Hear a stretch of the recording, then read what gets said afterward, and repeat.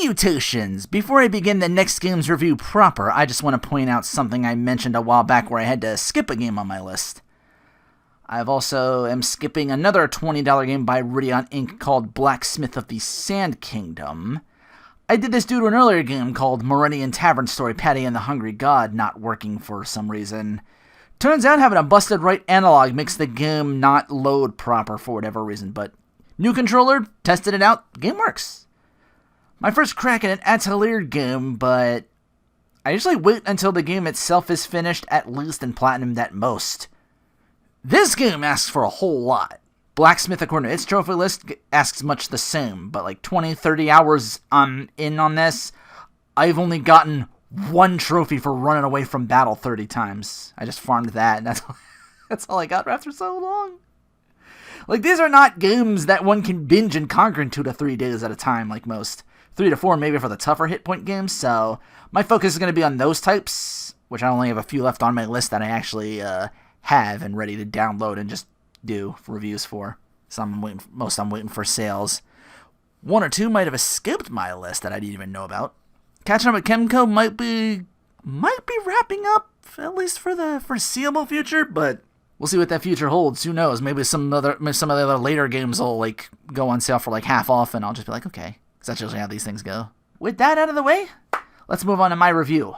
Good old EXE-Create. Let's see what awaits us in Ruinverse. Looks like Beastman, according to the title screen, and a buff-ass bipedal alpaca that greets you just outside of the starting the game. No story dump again, but now I feel like I know even less of what's going down with main transporter Kit, who is very quickly joined by Sword Maiden Allie as your superior/only friend. First dungeon, you're activating a rune stone that offers a bit of a side effect. There's a couple of these throughout. At least that's what I thought the story was going to do. Do something interesting with rune stones and just up side effects. I wish they worked that in the game. In the past, it actually helps Kit with his transporter job, because he can now warp wherever he wants to a place he's already visited. Usually stuff that's like RPG fare, fast travel, but it actually works in the plot. They made it so potent, in fact. You can go from warp to dungeon, to town, to dungeon, without even seeing the overworld. And back again. You can even warp back to your client that gives you side quests when you complete them, so it really cutting down on backtracking. Another runestone makes Allie lose her memory for a brief moment, and then a warp circle to go back to the beginning of the said dungeon, only to be revealed to be another person separate from Allie, but resides in her body, as main guy calls her Alvin with a Y. Seems like whenever Kit touches Allie, the change is made and vice versa, from Allie to Alvin. Elsewhere, Demon's body jack and Elf King's children or something like that, as they investigate a tree that appeared from a huge earthquake. One demon named Erebos. So another game with a similar name. This one most recent with Yu-Gi-Oh! Master Duel, where you use a Monarch deck. I think I remember one of those being Erebos. Didn't realize there were so many Monarchs. Ooh. That's what happens when you're out of the loop for so long. That game's all archetypes now, man. Shit. You die becoming the rival or live long enough to be a kind of pseudo Magic the Gathering with all the side stuff. Monarchs, Gem Knights, Lavels. Didn't know there was like a whole story thing. But back to my review.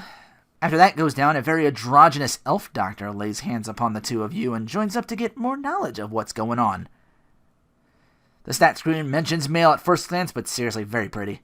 So you're a party of 3, but really more like a party of 4, arguably, because you can use a skill in battle called Switch to change from the fighter route with Allie to be more magically proficient with Alvin. I never bothered with this because you can only do this in battle, and it takes that person's turn to do so. If this was fleshed out more, this would have been. Allie was my strongest hitter for the whole game, not wasting that. A fox swindler that can decipher things, and the dwarven girl from the royal army sent in to go after him not just for the job, but to get close to his fluffiness, rounds out your full party of 5. She kind of devolves sometimes. She's not super serious, but she's very strong, and then like, oh no, this fox person, fluffy wuffy. A lot of the usual tropes as far as gameplay goes: hidden passages for extra chests, boulders and crates, reward system, growing things to get possible stat ups, gotcha machines in the start and end of dungeons to grind in. The newest thing is every time you end your level in an increment of 5, you get a skill point to put in to buff spells or passives on your skill trees. 3 of them. One for physical, one for spells, one for passives. Knowing games like these go 999 for max level, I figured I could start slow for now. You can reset these points later, well, only the first one's free. But it doesn't matter ultimately, because there's a means to grow more with something called the Avalonia tree. Plunk down some gold and make it do more like in a few hours' time. I think it's like every 4.5 hours, give or take. Oh, you have this. The tree grows, you'll get like... Here's these skill points and these leaves that can give you skill points, which are usable items. By near end game, I think it was like just shy of max level, which I think I had to spend like, I think it's like 25 million or something like that. It does get very expensive. But even with that, every 4.5 hours, I would get like 5 skill points for each party member and 5 of the little leaf items they give me. So I plopped one on each character. Now I have 6 skill points to work with for each character. Yeah, so. The callback of EXE-Creates, the misunderstanding and subsequent jail time for our party is back in this game. It almost happens twice. I would have shit myself then. The battle arena, instead of cups, it's 100 battles ongoing, like a survival tower. So just go through that as high as you can. You keep your progress after every 5th battle, but if you want to get back in again, you have to plunk down some more coin. The trophies have getting treasures returned, but made a lot easier.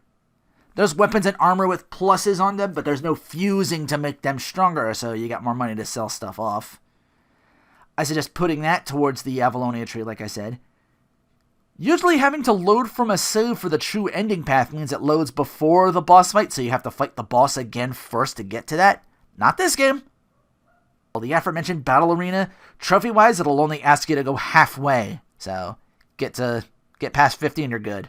Not too hard if you can level up.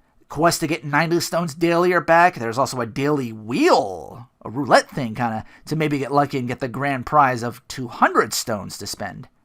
That's 2/3 of a double XP item. There's also the stones you can hammer and chisel for a shot at 10. And this happens very early in game, so not difficult at all to get stones in this game. Always keep 60 on hand. Almost every new town you visit needs a treasury key, and you'll be spending that to get one to open a locked door at some extra treasures to get. After that, I recommend going towards getting the items to make your 3 garden spots grow faster. Yeah, you only get 3 in this game. You're going to need to grow 200 to get a trophy. It was actually the last thing on the list. Like, I already beat the game. I got all the true endings and everything. 2, in fact. I grew a lot of stuff that took less than an hour. So, but only to see that trophy and go, oh, time to get the basic stuff in there that takes like 11 minutes to grow them up in platinum. So with all that, I figured this would be another shorter than usual one like the last game due to all the warping. Thankfully not.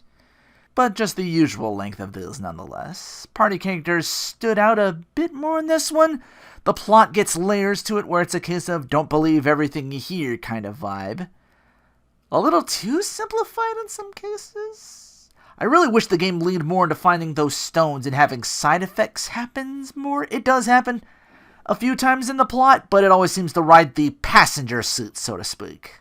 Overall, I think I'm bumping Orta out of the top 10 and making you 9th place. Glad you ended up being a little longer at first glance. You know, on second thought, you be the new 10th. I'm not putting you over Sea Carts. Nah. If you mucked with the story with the plot a little bit more, maybe. Next game's a return to As Divine for the 6th time on this segment. So join me for my next review, As Divine Cross. Until next time, take care! And thanks for watching. Only 3 of these games I currently have on my list left.